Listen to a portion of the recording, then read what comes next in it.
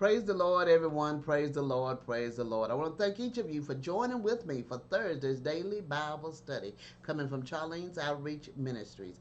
Our lesson for today, a stiff-necked people, a stiff-necked people, coming from Nehemiah 9, verses 16 through 18. A wonderful and powerful lesson coming from Nehemiah, and Nehemiah is a powerful man that was of God, that was a great leader in his time. Amen.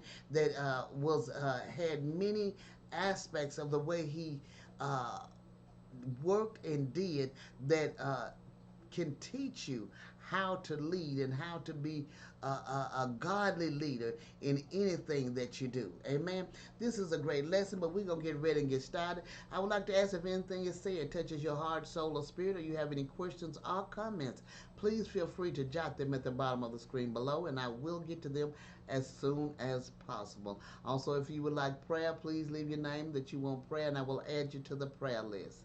Also would like to ask if you would join with us and subscribe to my channel, that we together may study and meditate on the word of the Lord, that we may be more proficient in doing his will and walking in his statutes that he has for each of us. Amen. We're going to get ready and get started, but we're going to have prayer, then we're going to move right into the lesson. Our Father which art in heaven, hallowed be thy name, thy kingdom come. Thy will be done on earth as it is done in heaven. Give us this day our daily bread, and forgive us our debts, as we forgive our debtors, as we forgive our debtors. And lead us not into no temptation, but deliver us from evil. For thine is the kingdom, and the power, and the glory are thine. Dear God in heaven, we thank you, Father. We thank you for all that you have done, you is doing, and you shall do in our life. We give you honor, glory, and praise. We thank you, Father, for waking us up this morning and starting us on our day. We thank you, first of all, Father, for watching over us all night long while we slumber and slept, taking care of us and waking us with a finger of love this morning, starting us on our day, giving us our activities of our limbs and our health and strength. We thank you, Father, and we, many of us, have a roof over our head, and we have food to eat, and we have raiments to wear, and we thank you for it, Father. We thank you, Lord, from where we have come from to where we are today, Father, because many of us, has come a long ways. Only through your grace and mercy have you brought us this far. We give you honor, glory, and praise, Father. As we get ready to go into your lesson, Father, we ask that you open our eyes that we see and our ears that we hear. Give us wisdom, knowledge, and understanding as we study and meditate on your word, Father. In the name of Jesus, we pray. Amen. All right, we're going to get ready and get started with this lesson. A stiff-necked people, coming from Nehemiah 9, verses 16 to 18. And the scripture lesson takes read, but they and our fathers dealt proudly, and hardened their necks, and hearkened not to thy commandments, and refused to obey, neither were mindful of thy wonders that thou didst among them, but hardened their necks, and in their rebellion appointed a captain to return to their bondage. But thou art a God ready to pardon, gracious and merciful, slow to anger, and of great kindness, and forsookest them not. Yea, when they had made them a molten calf, and said, This is thou God that brought thee up out of Egypt, and had brought great provocations. Amen, amen. As we know for a fact, even Nehemiah speaks of the children of Israel coming out of bondage and worshiping the idol God, even in the time that had the future time that had come about, and as he's praying that God would give him the strength and the courage and understanding of how to go about rebuilding the wall of Jerusalem. Amen. As he's going about, he brings about in his prayer the fact of the people of Israel speaking and worshiping and requesting a calf to be something to be made for them to worship. Amen.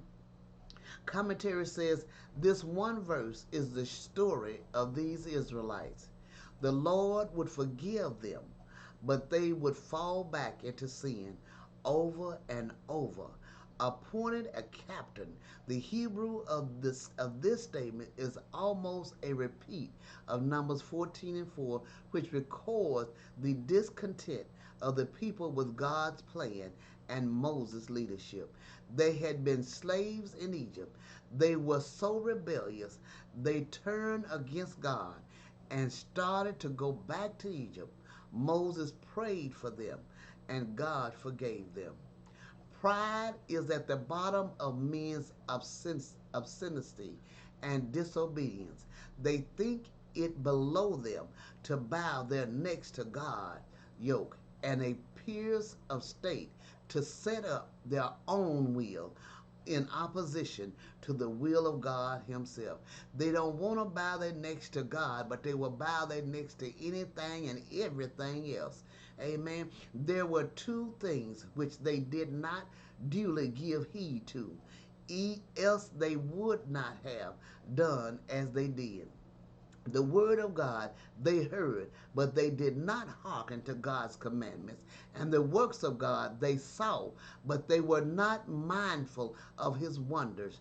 They had, had they duly considered them as miracles, they would have obeyed from a principle of faith and holy fear.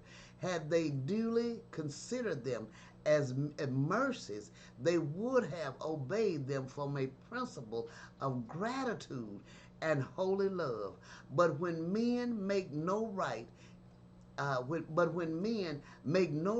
use either of God's ordinances or His providence, what can be expected from them?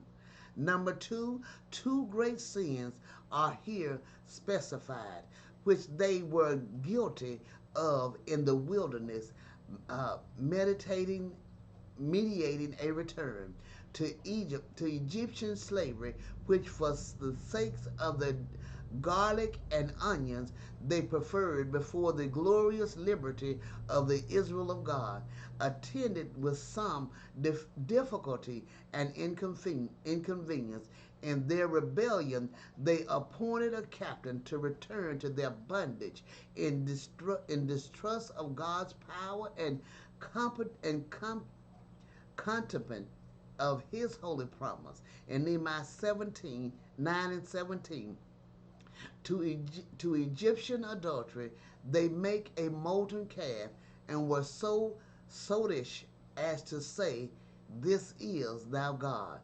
Amen, amen. This is a wonderful lesson as we continue to speak of it over and over again in different areas of the Bible, different people speaking of how the Israelites turned away from God, couldn't see the miracles they had received, couldn't see the blessing that they had received, couldn't see the grace and mercy that had been given them, even in those times when grace and mercy had not even come on the scene. They could not even see it. And as we today look at our lives, and we look at our lives, and we don't see the grace and mercy that God provides for us, and we still go after other things and worship other things and put other things before our God. Amen. This is a powerful lesson reminding us, bringing to our remembrance so we do not fall in the same situation, that we do not fall in the same mistake by following other gods, by doing things that is not of the Lord. Amen. This is a great and powerful lesson. It's a reminder for us not to allow it to be our life being the same way as the Israelites was, because it continued on throughout the centuries, not throughout the years, but throughout the centuries. It continued on. They continue to do the same thing, and we fall in the same position ourselves. Let us be mindful and prayerful that we do not allow our worship of other gods to take our only opportunity of salvation away from us. Amen. This is a wonderful and powerful lesson. I pray you meditate on this lesson and have a great and blessed day. God bless you.